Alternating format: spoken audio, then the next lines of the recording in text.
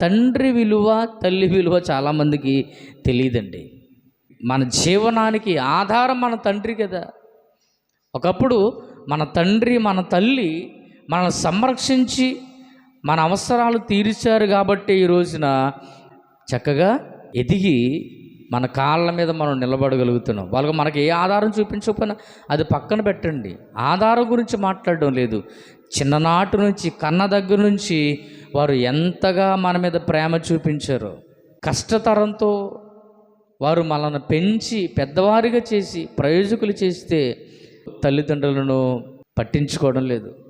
కించపరిచేటట్లుగా మాట్లాడుతున్నారు, అవమానపరుస్తున్నారు, చెడ్డ పేరు తీసుకొస్తున్నారు.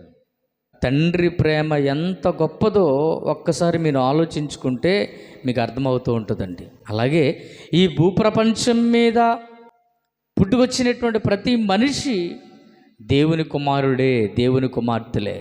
పక్షపాత బుద్ధి లేకుండా అందరినీ సమానంగా చూస్తున్నాడు ప్రభువు.